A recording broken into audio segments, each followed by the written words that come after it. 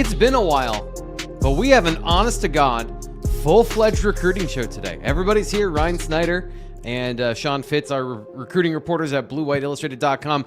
And there's names to talk about. There's highlights to get to. We've got all of it here on the BWI Live Recruiting Show. The last one, by the way, of 2025. We can mercifully put this one to bed because next week is Christmas, and the week after we're going to be focusing on the transfer portal.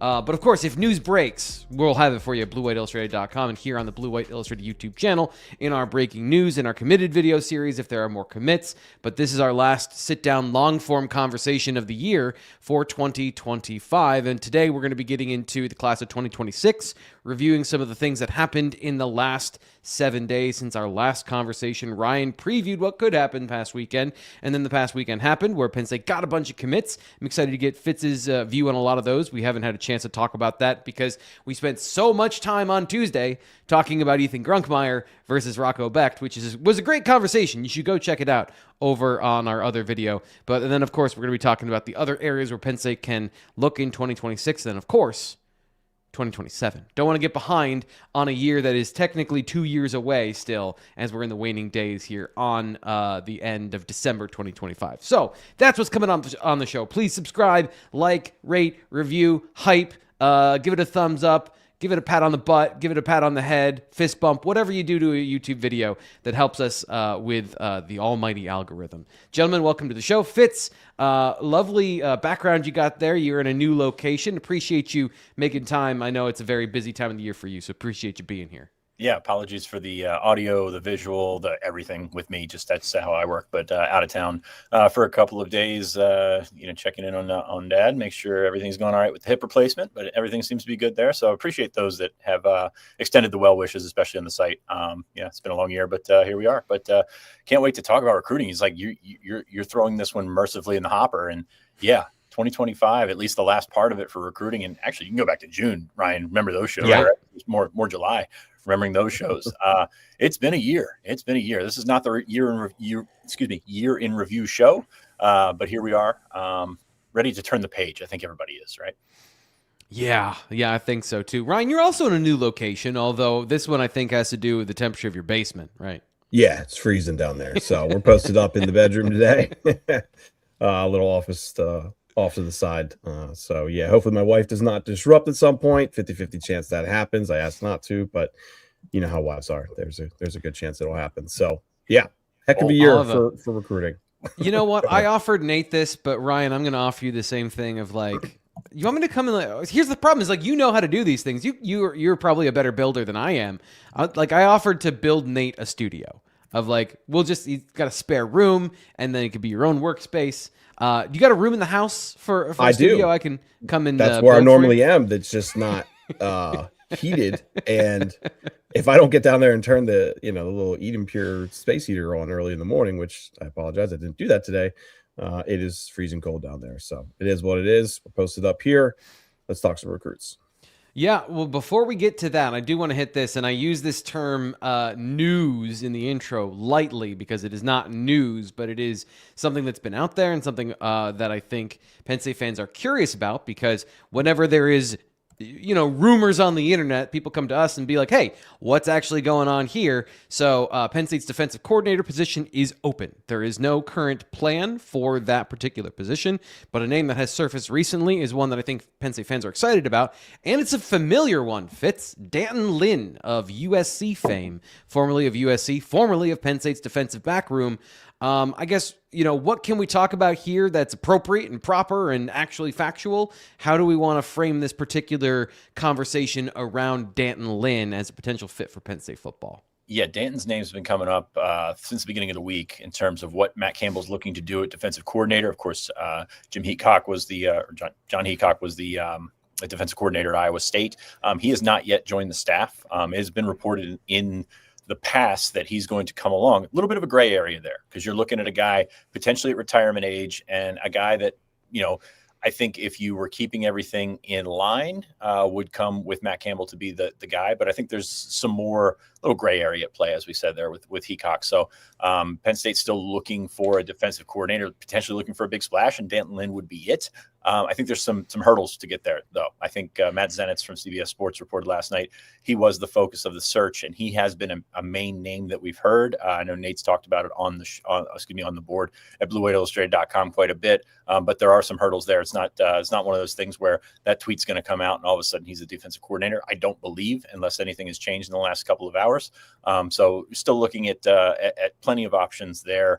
And again, I think it's more of a expand the staff, expand the reach, the footprint, and the splash that I think Matt Campbell can do. And you really don't think that when you think Matt Campbell coming from Iowa State making a splash. But, I think he's going to look around and see what the best potential option is because there is an opportunity here for him to sort of stamp his foot down, right? This is a Big Ten coordinator. This is a guy that has a lot of ties to Penn State, obviously played here and really came out of nowhere. I won't say came out of nowhere as a recruit, but came from Texas, had really no connection to Penn State besides Brian Norwood, stuck with Penn State when Brian Norwood left, and then had a pretty good career at Penn State and has gone on. Obviously, his father, Anthony Lynn's a successful coach in the NFL.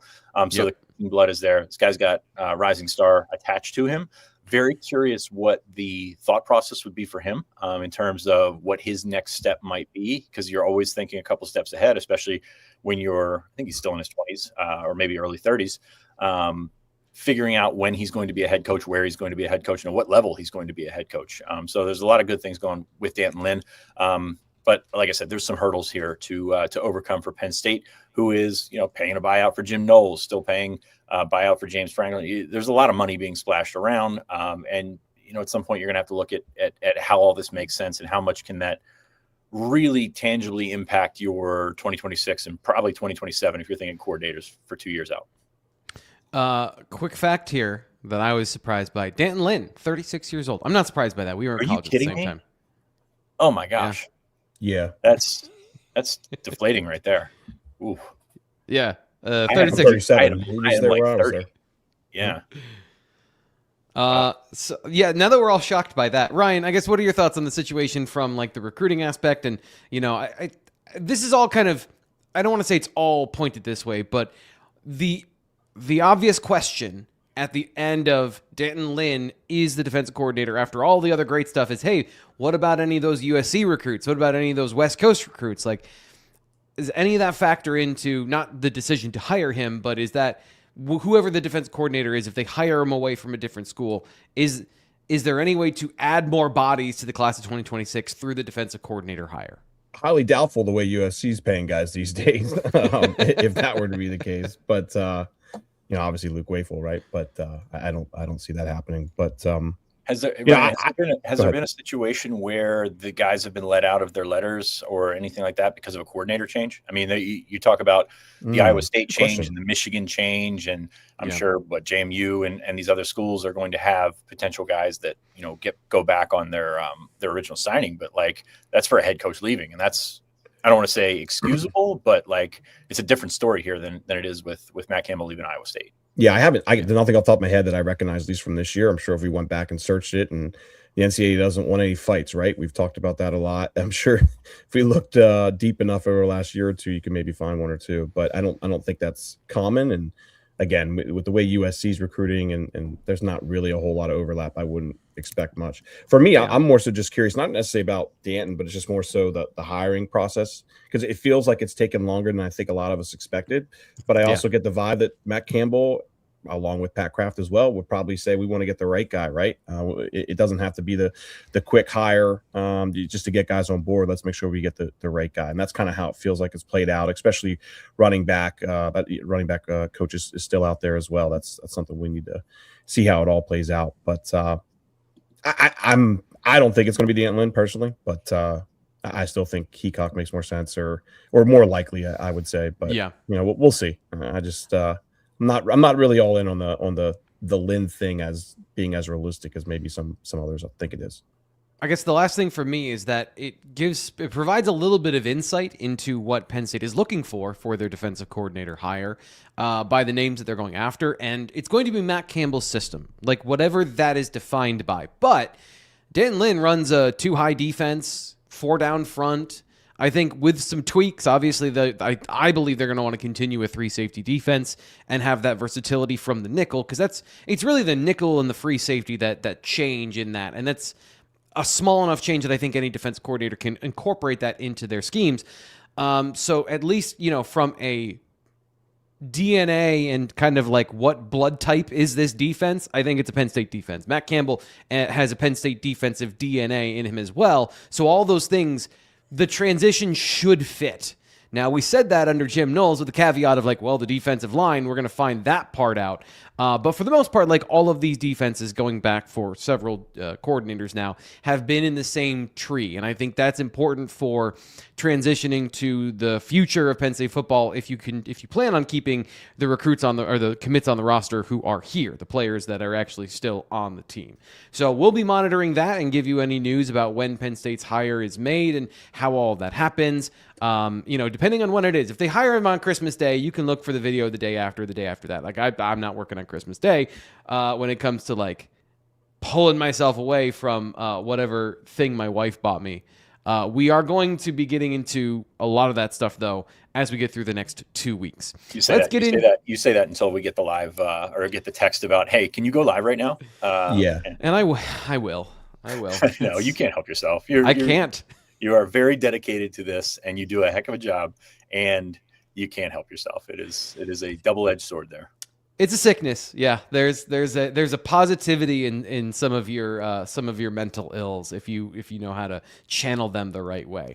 Penn State football had a recruiting surge this weekend. They went from 2 to 6 commits in the class of 2026, and this is just really a weird situation for us to be in, talking about a 6-person class. And I guess my first question here, guys, and this is a big picture, and then we'll get into some of the other things, is, like I said, with Denton Lynn or anywhere, we're scrounging in the couch cushions to find not anybody to just join Penn State football's class of 2026, but guys that fit, guys that have the skill level, the potential to be quality football players at Penn State. So off the top, they've got 6. Is 10 realistic? 12? I was looking at, I think Nebraska has 10 commits in this class. Can they not be last by the time February ends and this class is as complete as it's going to be? Ryan, is that a possibility? Yeah, I think 10's certainly a possibility, right? We'll get into some of the names later on, I think, as far as who's still out there and who we're watching. But, the impression, at least I was under, is that there's about half of Iowa State's class, I think, that they have some sort of interest in. Now, obviously, it has to be reciprocal on the other end, that those players would have interest, and they would have to get out of their, Iowa State papers and all that. But I think that there's still certainly a handful of guys in that class that Matt Campbell and his staff would be interested in adding. There's a handful of guys who have also gotten out of Iowa State, their signing, and I don't think that all of them are guys they're going to pursue, right? We saw that with Arlie Morrell the other day going to Kansas State. So it's just kind of wait and see mode. It's interesting right now. I thought it would move a little bit faster for a couple others. But I also, I'm still learning a lot about this Iowa State group myself, and, who's all enrolling early, who's not. That's something I'm kind of trying to work through and figure out. But there's a couple guys that certainly they're going to be monitoring if they do decide to get out of their signings. And I think 12 is probably the high end of it. I don't know if I see much more than 6, 7, 8 more 2026 commits. But the one thing I will say with that is, if Michigan's class falls apart and, there's a couple guys that actually show interest or want to come towards Penn State, that's how you would get there. But as far as just Iowa State guys go, Samson Gash and any of the uncommitted, truly unsigned 2026 guys, I think 12 is probably what you're looking at. Again, with the caveat that if some Michigan guys decide to give Penn State a look, maybe that'll change.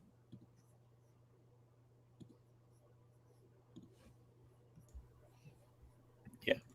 Sorry about that. My audio completely cut out. That's been happening every show, and I timed it at the perfectly wrong time.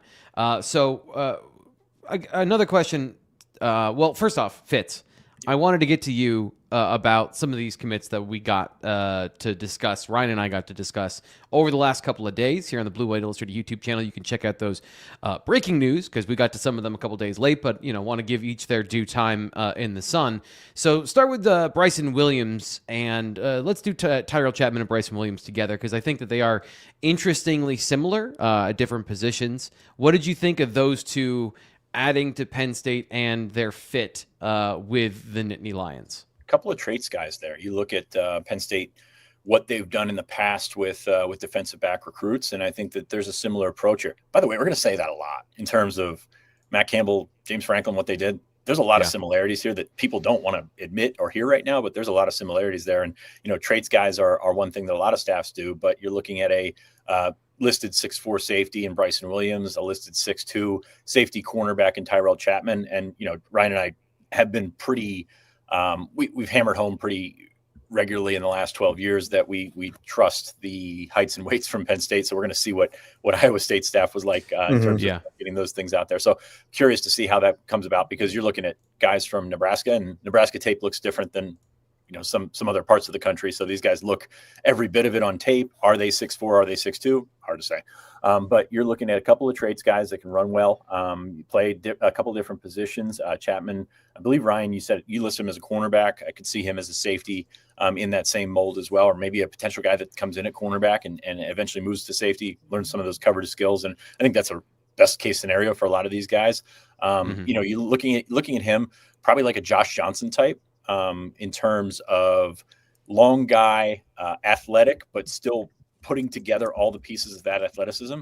He's got some good track times and, sorry, I'm getting my guys mixed up. He ran track. But he did run track. Okay. Yeah. The one, there was a 10.8 and there was, so he ran track and he can move. And, but you just see that these are guys that have bigger frames for defensive backs that are going to get stronger. And as they get stronger, probably not lose as much of that speed as someone that, is coming in at 180 pounds is going to end up playing at 205.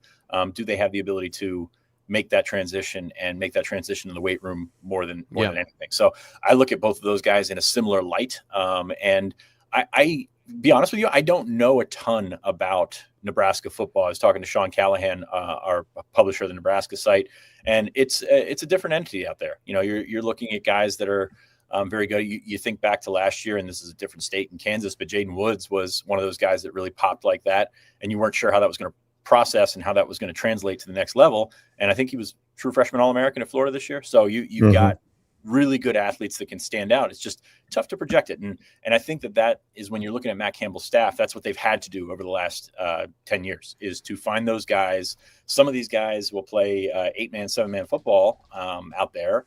And you have to figure out how these pieces fit into the big scheme of things. And that's actually what I'm really curious about seeing with this new staff is you can fit those guys in the Big 12. And this is not a shot at the Big 12, but it's going to be different in the Big 10. There's going to be bigger athletes. It should be a shot at the Big 12.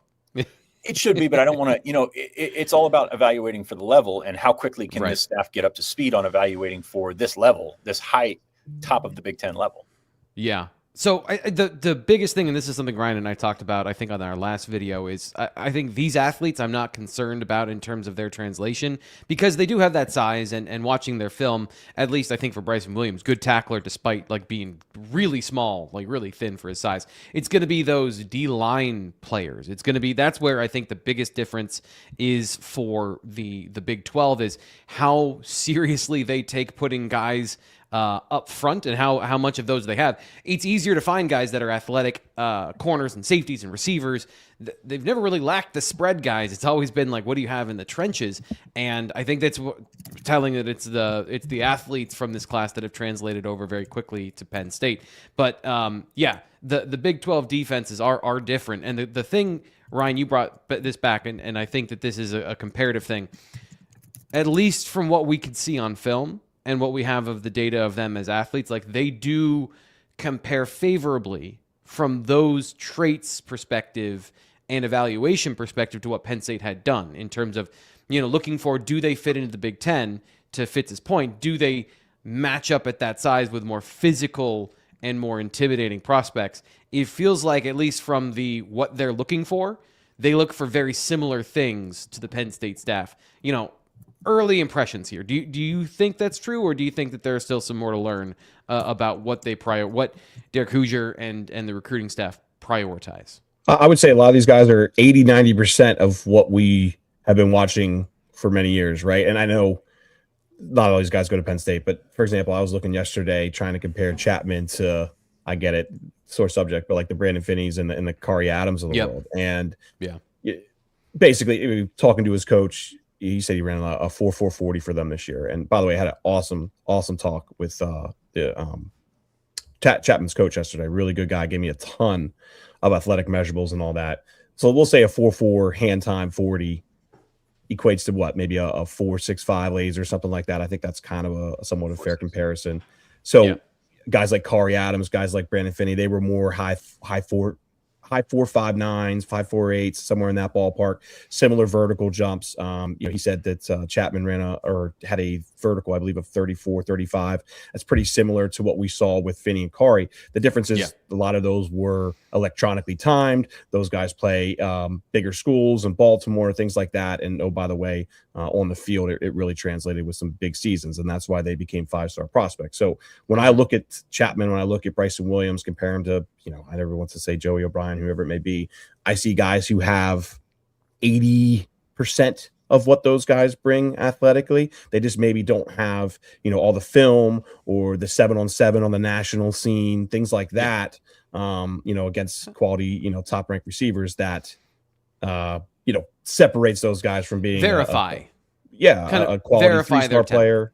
Yeah. Well, I mean, I'm sure Iowa State's verified a lot of these numbers too. I mean, and which is verify for recruiting purposes, like us. Services, seeing them against a great receiver in a 7-on-7 situation, as opposed to having to watch him against a guy who's going to be not going to college football. Yeah. So I was just trying to agree with you there. Yeah. And in the Midwest, I mean, it's going to be sparsely scouted, if you will. Like there's going to be fewer names out there that jump out because we don't have a ton of guys out there, and 24/7 doesn't have a ton of guys out there. You're expanding that area because it is, it's not densely populated for talent. And I think that Matt Campbell and his staff have realized that over the last 10 years. And now coming east, I think it's just going to be an eye-opening experience. But also, you don't lose the stuff that you have. You don't lose the connections that you have back in the Midwest. You don't lose the eyeballs that you got on these guys at camp. And that's not necessarily looking at, the guys that they had committed, but the guys that they're going to continue to go after in 2027. We've seen a lot of offers over the last couple of days, and a lot of those guys are Midwest kids. And I believe there was an Illinois defensive lineman. Iowa State was the first offer. I mean, that's the kind of stuff that you're looking at in terms of, this guy, we feel confident enough to move on him right away. And that's a good sign for me. I mean, because I think the staff has proven that they know what they're looking at. And again, there's questions about how all that stuff's going to translate, but we're having the Signetti conversation once again.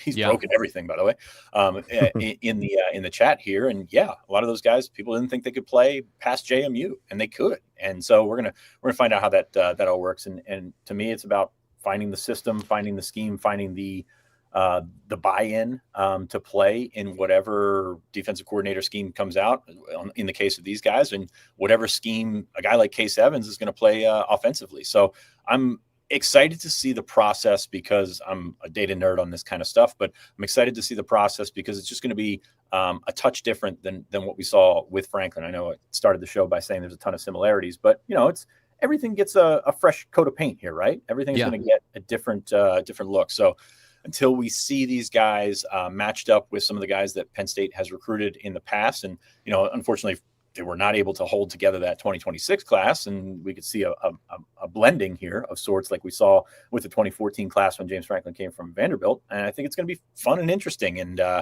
we will see if these guys translate. Someone will, someone won't. But, hey, that's recruiting everywhere. So I'm thinking that it's going to be a fun play out. I'm curious to see how quickly these guys can assimilate to the field in the Big Ten. I do. Again, there are questions about that. But it's going to be a different experience for everyone. I see people in the chat have talked about, let's see, we got the philosophy that you can keep trait guys out of the portal. David asked a good question here. Does the staff have the philosophy that they can keep trait guys out of the portal long enough to develop them to draft into draftable talent? I don't know. And Penn State's roster is going to dictate a lot of that, because you're looking at a group that you're not sure who's going to be on the roster 2 weeks from now, because the portal is going to open up on January 2nd. There's going to be guys that test the waters and maybe come back. There's going to be guys that test the waters. You never hear from them again. So it's going to be an accelerated growth for a lot of these guys, but a lot of that's going to depend on what they're able to retain and bring in the portal over the next couple of weeks. So exciting times. I will say that. Great time to subscribe to BlueWhiteIllustrated.com. But exciting times in terms of the development and the process, because this is what you asked for and this is what you're getting. So here it is. Hey, T-Frank, let me jump in on that. Let me jump in real quick, T-Frank. Just to kind of give a little more light on what Dave was asking too. Like throughout Campbell's time at Iowa State, their portal numbers were very similar to what we've seen at Penn State over the years. Their biggest incoming total was 8, which is pretty similar to what we've seen. I think maybe Penn State went a little bit over that over the last year or two, but it's similar. So what you're getting at is they have done a good job, or at least what I'm getting at is they have done a good job of retaining the talent that they have and to have developed those guys. That's positive. What I think is going to be different, though, is that's not going to be the case this year. Obviously, I think we all know there's going to be a lot of outgoings, a lot of incomings. And I think, honestly, that could trickle into 2026, I guess it would be, or 2027, the next year as well, to some degree. I think long term, that's what he would prefer, or at least that's what his track record suggests he'd prefer, is to not be like a Nebraska, right, who took 10 guys this year. They're going to obviously go really heavy on the portal, and as they have in the last couple of years. And we've seen that at Florida State, obviously Colorado, a bunch of other schools as well. So I do think it's going to be try to, high school recruit well, put in your, patch your holes, all that kind of that mindset. I just don't think we're going to see that for 2 more years, to be honest. Just a quick diversion here, because I think it's worth having the debate, because I do think that this has been a debate within the future of Penn State football and some of the things we talked about here on the show, primarily with Nate. But is there, so certain teams have just stopped recruiting high school quarterbacks because they'd rather find them in the transfer portal, because somebody else has done the work of risking whether or not they're going to take a 3-star quarterback or a 5-star quarterback from high school, letting that guy play, and then his skills become apparent on the college football level. And so there are certain teams that just go and buy a quarterback every year. And some teams take that a little more aggressively. And I guess what is the best practice here, Fitz, when it comes to the portal, in your opinion? Is there a blend that has to be done of making sure every year you go out and get the best of X position or Y position? Because it clearly Nebraska's got a plan here that they want to reload with veterans every single year and remake their team that way. And it felt like for a minute Penn State was trying to flirt with that idea, and then they hired Matt Campbell. So, 2 different paths you can go down. How do you see the value of each path in your mind as to the what is worth pursuing at that, in your mind, how all of this plays out in the best possible way to build the best possible roster? You look at, let's look at the college football playoff, right? You're looking at Indiana, which is sort of the remnants of that coaching change for Snyder to JMU. Mm-hmm. They've used the portal really well. They've had two portal quarterbacks in the last 2 years. They made the playoff both times with different guys, which is pretty impressive. One won a Heisman, also very impressive. So I think coming on the heels of a coaching change, that makes sense, right? You're going to get a recruiting class. I think they have 22 guys in their recruiting class. I think that ranks like 8th in the Big Ten or something like that. So there is a recruiting base, and then you put that product on the field and you sort of sell it to the guys that need to refine their development in the back end of their careers. And all of a sudden you've got the number 1 seed in the playoff, which out of nowhere, it's an amazing, one of the best coaching jobs we've ever seen in college football. And I don't know that it can be replicated as such. Like there's a lightning in the bottle aspect there. And Snyder continues to do a wonderful job. I'm not saying it's a fluke. I'm saying it's Can I jump in for 1 second? Scheme matters a lot here, and his offense and defense are so specific that if you can find the right players that don't need the best talent, you can make that scheme work. And yet, I believe when they face the best talent in the offensive and defensive line, it's going to come down to, can Fernando Mendoza save them? And we'll find out. That logo is going to fool you, though, right? You're looking at the Indiana logo and you're thinking, okay, well, they must have Costco'd their way here and gotten lucky on some things. And that's not necessarily the truth here, is they've gone out and they have spent money. I mean, they have more money than they probably want you to believe. I think that's number one, that's everybody, except Texas Tech, who's the number 4 seed, by the way. But you're looking at a program that has spent wisely and they've gotten a good return. And that's really it, right? You're not sure what that return is going to look like. You think you can bring in good players. And then all of a sudden, like Oregon last year, you've got some really good players there, but also half of your portal class didn't do a ton. So there's a bulk entry there that makes sense. And you're talking about the top 4 seeds, and Georgia and Ohio State, both very similar. They are recruiting lifeblood programs, guys that bring in players that really work. And Julian Sayan's kind of an in-betweener there because he was in the situation that he was in, but recruiting is still the lifeblood there. And then you patch the holes with essentially stars, which is tough to do for everyone outside of 5 or 6 programs in the country. So there's no right way to go about it. And then of course, you go to the 4 seed at Texas Tech, and that is a oil money everywhere type situation. Now they still recruit, obviously, but they're really splashing it around and reaping the benefits of it. And I don't think Penn State can align with that. I know there's the $30 million number that's out there, but at the same time, it's tough to keep up with school like Texas Tech, a school like Texas. And is that sustainable? Like, maybe you got $30 million this year. Do you have $30 million next year and the year after that? Like, it feels like if you are going to like just kind of put recruiting on the back burner and kind of to the position that they're in right now, where they have 6 recruits and they're set up for one plan, and they have decidedly another that is in-house and is about to prepare for the next future iteration of Penn State football. I think it feels hard to sustain to me. And could Penn State be that? Ryan, do you think Penn State could be that program that fills the gaps with that elite talent, or can go out and get specific things they need each year to make a selective splash in the portal, as opposed to like trying to go find guys to develop, like an Audavian Collins or a Johnny Dixon? Do you think they can go get the Dylan Thinemans and the Bear Alexanders? And I don't know why I'm thinking of specifically just Oregon, but like that has been how they've gone from, okay, they were getting their ass kicked in the Pac-12 by Utah to suddenly winning the Big Ten. Their first year was they did both. Well, they got Dan Lanning too, but go on.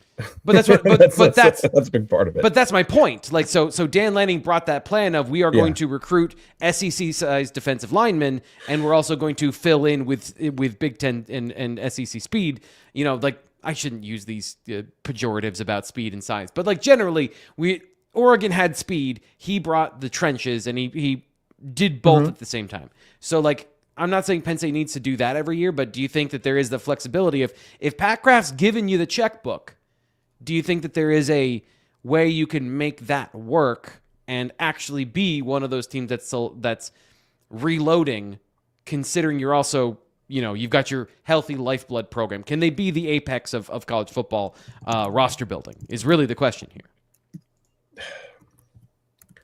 I mean, is it possible? Yeah, I mean, there's so many ways I can answer that, though, T. Frank. Like, okay, 30 million. We're going to talk about that number, right? Like, that's not even the high end anymore. Like that was the high end a year or two ago. Yeah, but that number just keeps growing. I mean, look at what Texas Tech's doing. USC. There's a lot of programs that can beat that. 2, it's about development. This staff, while respected a lot by I think national media. We'll say national media. I think they have a lot to prove to top-ranked recruits, that this is a destination right now. I mean, just talking to 2027 guys over the last couple weeks, and I know this is a totally different ball game, but like they're like, hey, it looks exciting, good people, but I need to learn a lot more about them because they kind of had a low profile, right? So can they win those guys over financially? History says no. I know we're going to have a different philosophy now.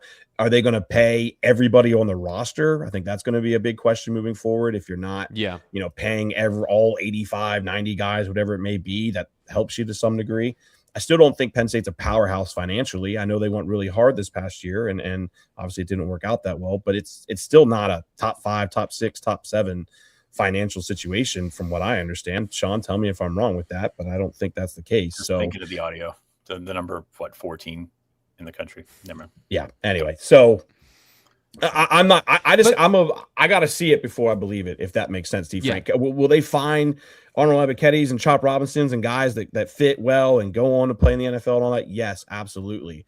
The top guys, the elite quarterbacks, the Caleb Williams, Jaden Daniels kind of guys. Like, I'm still skeptical on that, if that makes sense. Unless if they are consistently winning and making national championship runs. That's how a lot of that changes. And I know that wasn't the case for USC or Oklahoma, some of these guys, or excuse me, LSU. But that's where financials made a big difference, or a destination brand, all those kind of things. Yeah. But Fitz, before you jump in, the reason I'm taking us down this road and kind of steering away from where we were in the rundown is because I wanted to kind of put this tension into perspective of what Pat Kraft said on that leaked audio, what he said publicly about Penn State's position within NIL, and the reality of Matt Campbell and what we're talking about on the show today. I think that is an important dynamic in today's conversation in our final show of 2025 about why we're here, where James Franklin was fired for reasons that weren't just his record against top 10 teams, but were, some philosophical differences as well that Pat Kraft outlined. And then bringing in Matt Campbell and the tension of having that same general philosophy and having an AD that is telling you how much money they have to spend, whether he's openly telling you that or whether he's telling you that in propaganda. I don't want to say propaganda, but like less specific terms when he's not being illegally recorded. So to me, that's the fascination I have with the recruiting and retention. And so I wanted to get down that path a little bit to see, like, is there a commingling idea that could work here? So I just wanted to say that's why we had that quick conversation. But Fitz, you were going to jump in with something else. Yeah, the commingling idea is trusting the coaching staff, right? This is trusting scouting. When you take a look at what's out there, and it's not about the biggest guy. And I think, honestly, still don't put a ton of emphasis or stock into portal rankings, because it's all just kind of fluttered about, and it's all happening very quickly. And we don't have the scouting teams to scout everyone, but we watch a lot of college football. I say we, the people that have, the time on their hands to do the jobs that they want to do. But you're looking at maybe it getting better at the top of the list. Whereas 2 years ago, you're looking at just the biggest names, right? The biggest guys that had stars beside their names when they're in high school and they went somewhere. Well, now all of a sudden you've got, guys that are really panning out and doing some good things. I mean, the last couple of Heisman winners are transfers. So like there's an ability for these guys to go out, scout, and find what fits their system. And that's not necessarily the most expensive guy. And I think that's what Pat Kraft has to sort of give the slack to Matt Campbell and his staff for doing, to find the guy that makes sense. And we talked about Rocco Beck. I mean, he fits the system. Why? Because he's been in the system for so long. But just guys like that's not necessarily going to be the Nico or John Mateer, which, John Mateer is a good player and he's in the playoffs. So you're looking at sort of a melding of, yes, we're getting better at this, and these names at the top of the list are going to hit a little bit at a higher rate, but it still matters on your system, still matters on your scheme. And that's what we're talking about with everybody, right? That's not just the quarterback that's going to fundamentally change your outlook on 2026. You're talking about Aldavian Collins. You're talking about Johnny Dixon. You're talking about guys that you think that you had good relationships with in the past. And all that stuff blends over from the previous staff, from the mindset of we're going to scout and be better than people, which is what Kurt Cignetti's doing at Indiana. We're going to scout, be better than people, and we're going to have the best system. And that's what you have to fall back on. And it's it's tough because you're going to have to rebuild so much of this roster. I feel like just looking at what's going to be available in the Pinstripe Bowl, looking at what's going to be available in January and February, and then you get to spring practice, and this is a different offensive line, different defensive line. There's a lot of tinkering that has to be done. But if you can't do it with guys that you don't think are going to fit your system, you can't just go out and sign the best. You think back to when Randy Shannon was at Miami, and he got, I don't know if it was after he got fired, but he blamed the star system for basically their lack of scouting. Like, these guys were supposed to be good because they were stars. So that's not how this works. And we're proponents of the star system. We do the star system, right? You're looking at guys that can help you win football games, not necessarily the best NFL process or the best NFL prospects, but you're looking at guys that can win you football games with the plays that you like to call. Not much more difficult than that, right? It's not much. It's like we want to sit here and talk about hand size and all that kind of stuff, but hey, You win football games with really good college players, people are not going to care as much about the NFL draft coming around, and you only have 5 guys instead of 7. So that's it's kind of where I'm at with that. And like I said, Indiana's done a wonderful job going back to the playoff. Ohio State and Georgia, I know that they have these reputations of big money, but they're not just paying everything that moves. I mean, eventually when these guys get 2 years into the program, it looks like they can be a star. Yeah, they're going to throw some bags of cash at them, but they're not Texas Tech. They're not Oregon. They're not doing what USC did this year. We mentioned that Ohio State was another program that lost out on Luke Wafel. Like Penn State tried hard and was willing to spend a lot of money for Luke Wafel. Ohio State was in a similar ballpark, and USC was just like, whatever, man. We're just going to double it. Yeah, that's what I'm looking at here. And hey, going back to the rest of the bracket, there's no way to get about it. I'm not going to talk about the group of 5 teams because that's all development right there. But Oregon spends, Texas A&M spends. Mike Elko, man, like Texas A&M, even though they spend a ton of money, it's really hard to win there because number one, you're in a league where you're not particularly accepted in that sort of realm of the elites down there. But Jimbo Fisher was a national championship winning coach, and he went there, spent a lot of money, and that didn't work. But Mike Elko brings in a scheme, brings in a mindset of, hey, we're going to spend money, yes, but also at the same time, and patch holes with guys like Casey Concepcion and those guys that they have, but they're going to bring in a culture that still matters. And I think that really matters in college football, and the playoff is proof positive there.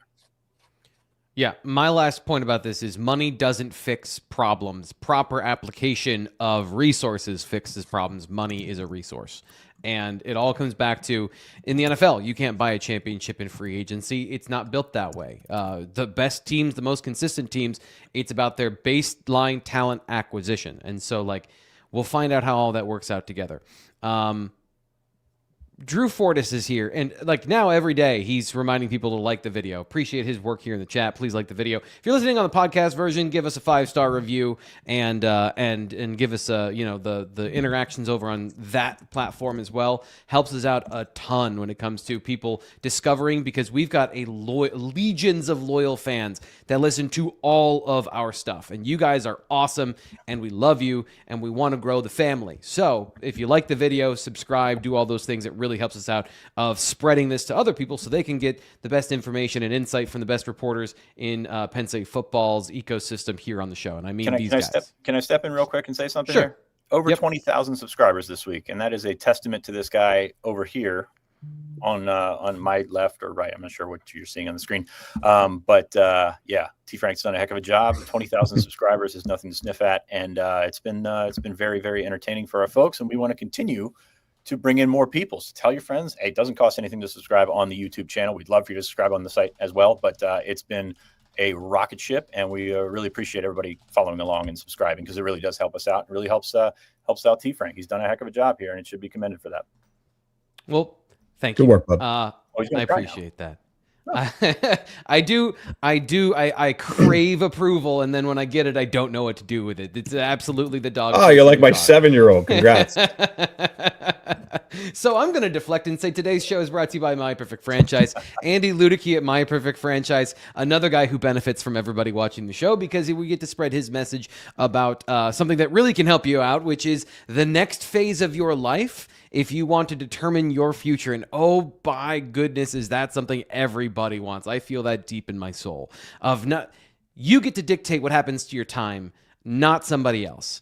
And if you're ready to leave the corporate rat race for the American dream, look for the side hustle of your dreams, or maybe you want to diversify, build wealth, or leave a legacy. It all comes back down to what we've been talking about all day here, which is money. It's not just throwing money at a problem here either. It's the proper application of your hard-earned dollars to make you more of those things. So whether the things are booming in the economy, whether there's a downturn, it doesn't matter. There's always something moving, and Andy's got his pulse on what the next thing is. That's what he does. He loves digging into the details of, hey, this is the next thing when it comes to franchises. This is the next thing that people are interested in. Health and wellness. all those things, boutique health and wellness was a big thing last time he and I talked about this. He's got all the information. I don't. I just tell you about the guy that lets you know. 404-973-9901. Give him a call or go to myperfectfranchise.net. He will help you figure out if it's right for you. And then if it is, what is right for you. His services are 100% free. So if you've got the income, the experience, and the expertise, make sure you give him a call or go over to myperfectfranchise.net. Appreciate Andy for being a longtime sponsor here on the show.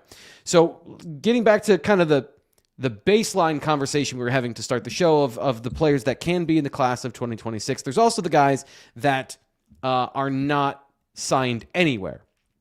Another guy that recently decommitted, Ryan, I want to come to you, is Elijah Reeder, defensive end out of New Jersey. And, I said earlier, it's going to come down to their evaluation of the defensive line. And Ryan, how did this guy get out of New Jersey? This feels like 6'6", whether he is 6'6" or not, he's a big defensive end. I know you had a chance to talk to him recently, so fill us in on Elijah Reeder and what you learned about him as a potential Penn State target.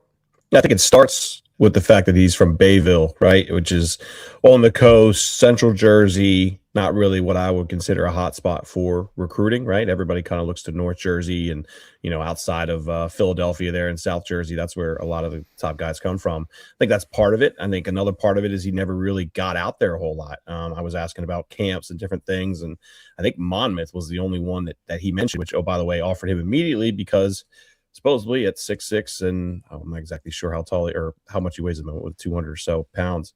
He ran a 4.6 supposedly. Obviously, that's probably what it looks like. Still, yeah, pretty impressive. So I find it interesting that Matt Campbell discussed him during Iowa State's media day. We'll say for their class, and he basically alluded to the fact that they tried to keep him under wraps as long as possible. It's interesting that he visited Iowa State literally the 2 days before signing day and then signed on December 3rd.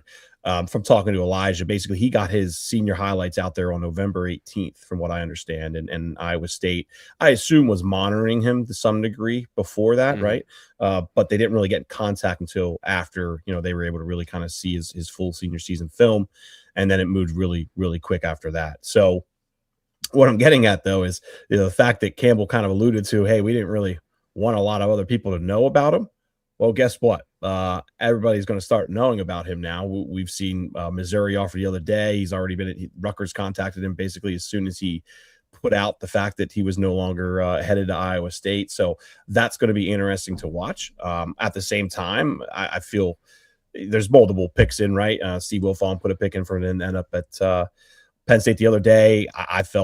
I thought he was going to move quicker than what he did, just from the vibes I got from people. But it sounds like he wants to take his time a little bit. And truthfully, he told me, big thing, Penn State is in a good spot. He made that clear, but he wants to get on campus first and see the place before he commits to anything. Well, gotcha. What'll be interesting now is as more schools learn about him, does he, one, he'll find other options, but two, how aggressive can schools get financially and different things like that. So it'll be interesting. I certainly believe Penn State's in a good spot, and he certainly looks like a really good athlete. But I'm just also very curious now with not 20, we'll say 14 or so days to go, 2 weeks or so until he can actually visit. What other schools come on the radar? I actually literally have our Missouri guys texting me now asking how to get in touch with them. So it's going to be interesting. We'll see. I still think Penn State's a good spot, though. Go ahead. Fitz, what do you think? I was just going to throw it to Fitz. I mean, this was the guy that when rumors of Matt Campbell started going, you look at their signing class and you say, who is this guy? Like, I had not heard of him, flatly had not heard of him coming out of Jersey. That doesn't happen very often. They had a couple of guys from Jersey, heard of the other kid. But, this was one they kept sufficiently under the radar. I know some other schools were beating around the bush, interested in him. But, it's one of those things where you're going to have trouble looking at the competition saying this guy's a lot better than everybody else, a lot bigger than everybody else. And when you're bigger and faster than everybody else, it's great. But it also can work against you from an evaluation standpoint when you're looking at the guys that he's running past.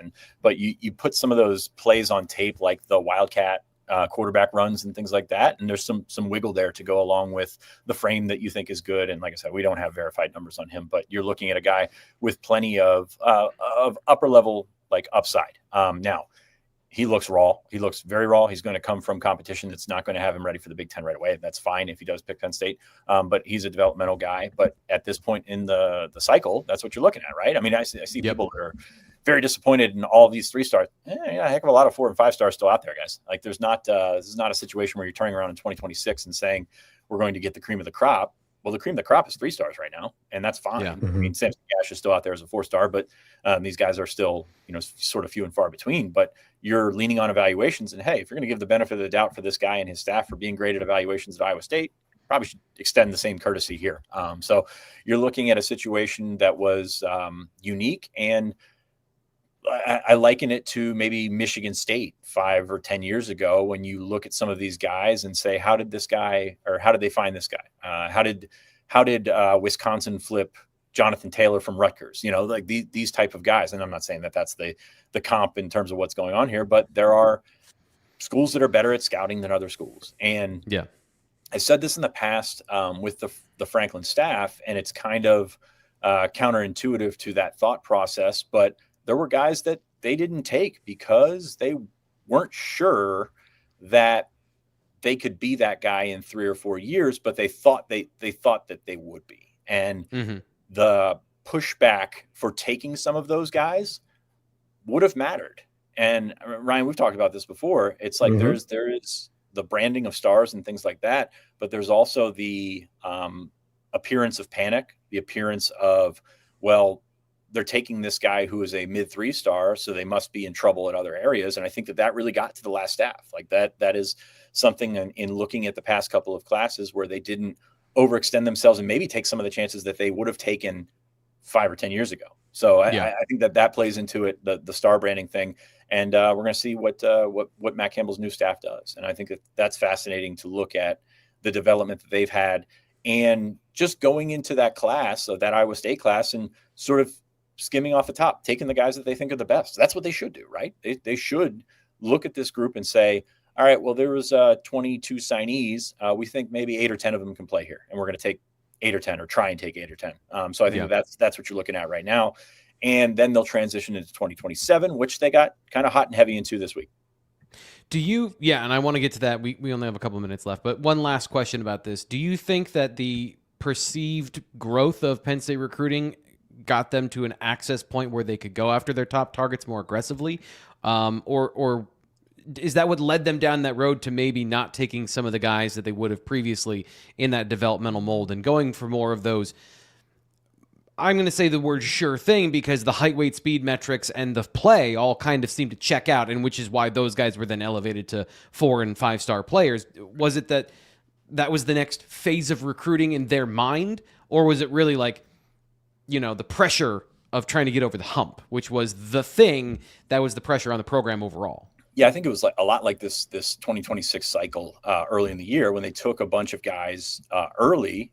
Some people said they were not good enough. Some of those guys would have probably struggled at Penn State. I mean, you think back and you can pick out 12 or 24 guys over the years that, just flatly didn't make it at Penn State because they weren't good enough. And I think there were a couple guys in that class, but they also held out for their top guys. And I think the transition from recruiting is all relationships, recruiting is best fit and all this kind of stuff too. Recruiting is running that race as long as you can with relationships and then getting into money was something that bit them. I don't think there's any question about it. And get the best guys possible. And I think that is a craft mindset right there, right? Get the best name guys possible. It's not always the best course of action. And talking about scheme, talking about scouting, talking about fit, all this stuff matters in an age where, yes, the money matters a lot as well, but you're going to find the right guys to run what you want to run, believe what you believe, and go with it. And hey, it's easy to talk about this stuff in hindsight with Franklin, and you're probably going to run into a lot of it with Campbell as well. But at the tier that Penn State is at, there's a certain expectation. And I think that they fell into that expectation in the last staff and kind of, had some misses because of it. So let's focus. And let me double back here. You're going to hit on, if you hit on 50 to 60% of your recruits, that is wonderful. Like this is a not because we talked since the money aspect came into it, paying for guys that don't contribute. and you don't know who's going to contribute all when you sign these contracts, before they're in the program, you don't know who is going to be the best players. Like, you have a good idea of who you think can be the best players, but they're also going to have guys that, Javen Williams was a 5-star. He's not seen the field. I know he's hurt this year. Alex Burkmeyer was a top 100 recruit. Those are guys that you felt pretty good that could be contributors. And now Anthony Donk is the best offensive lineman in that class. Or was Vega in that class, or was that? No. Yeah, it was 23. So you're looking at no sure things, and that's kind of where your dead money goes, right? Your dead money goes to guys that you think can be good, and then all of a sudden are not. And I think that is when you're looking at the teams in the portal. There are teams that have cut their losses very successfully. And I think Penn State struggled to do that because of the culture and the way that they felt about those players and people. And I think, going back to the same old saying I've said before with Franklin, a lot of it was right on paper. A lot of it looked great on paper. It's just transitioning to the real world. They struggle with that sometimes. Yeah. And talking about on paper, I have not been able to keep up, Ryan, with the number of offers. We're in that offer season for 2027. We're going to skip here to the final look ahead.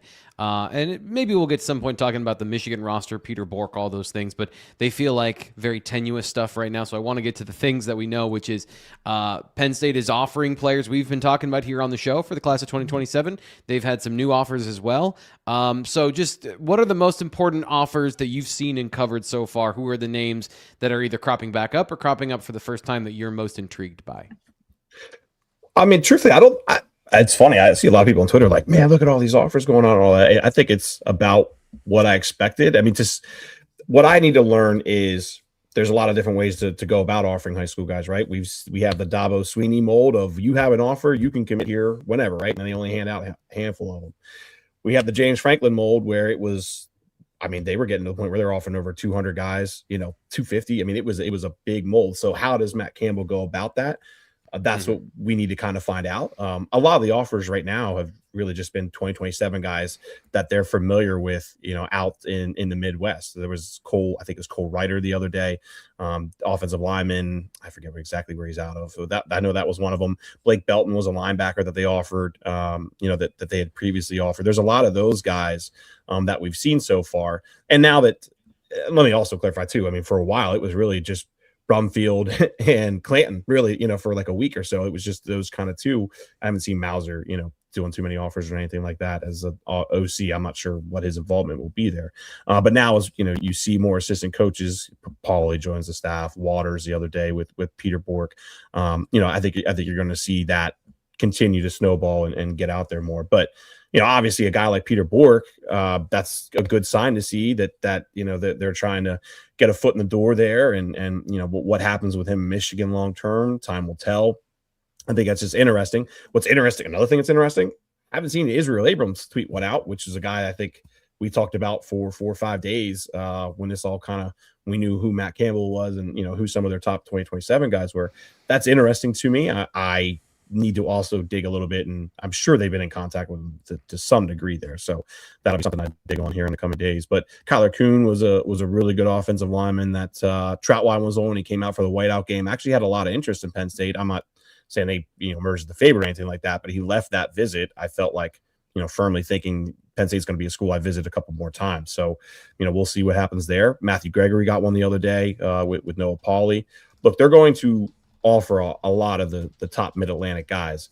What it really comes down to, though, before we get excited about this offer and this relationship, is get me to January when these junior days happen, right? Because that's where we're going to start to separate who is really bonding with this staff and all those kind of things. And again, as Sean mentioned, relationships only take you so far, but for the most part, with these mid-Atlantic guys that we've been talking about for a year now, these relationships haven't really got going yet. And that's when January, obviously spring practice comes around, and that's when we can really, I think, start to separate, okay, who are the Midwest guys that they've had good ties with and that are serious about Penn State, and then also who are the Mid-Atlantic guys who we've thought always liked Penn State, but now have to build these new relationships. That's when we'll be able to get a better feel of, okay, now these 40, 50 guys are the ones to focus on the most, because all these relationships are really starting from scratch. And when you spend so much time living on a budget and you figure out how life-changing money can change the way that you act, the way that you behave, the way that you, in this case, scout. It's going to be fascinating to watch because they have a lot of guys that they've spent a lot of time scouting before that are good enough for Iowa State, and we're going to have to make that determination about whether or not they're good enough for Penn State. And that's going to be the fascinating part to me, is because it's not just going out and, it's a no-brainer to offer Max Hiller. It's a no-brainer to offer Keemon Spell and Khalil Taylor. Yep. It's how do you mesh the two of, you've got this logo on your chest that allows you to, it allows you behind certain velvet ropes that the last one didn't get you to.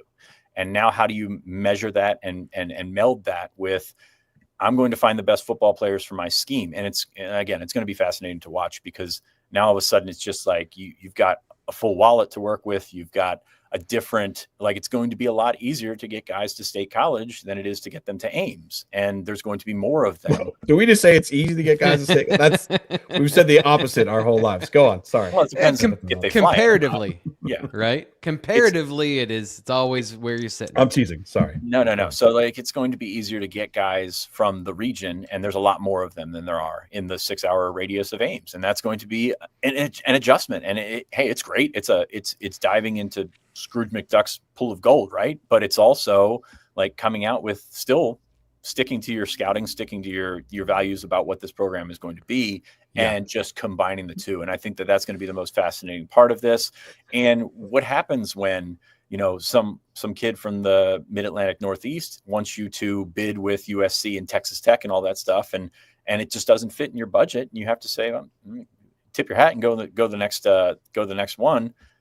It's going to be really fascinating to see how that plays out, because not everybody can make that decision. Not everybody can make that determination that this guy is worth this guy is worth that. And it's just going to be a transition that is, I don't want to say harder than it appears, but it's going to be a transition that's going to take a lot more work than you would think of diving into this deeper water and diving into, with bigger fish and all the different stupid freaking cliches that I keep coming up with. And I apologize for, but going into this next generation of recruiting at Penn State is going to be crazy, because you have to balance it out. And the ideal scenario is you come out with a championship program, and is one way the right way? Is the other way the right way? I don't know. It's very crazy to think about how this is going to come together. And it's not going to come together in January. It's not going to come together in February. It's going to come together over the next couple of years. And we'll see if they are who we think they are.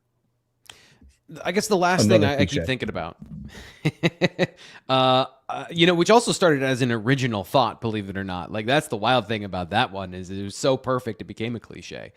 The thing that I'm hoping for, and it's not 100% so far. We didn't even get to talk about Case Evans on the show today, as a quarterback who committed to Penn State from Iowa State.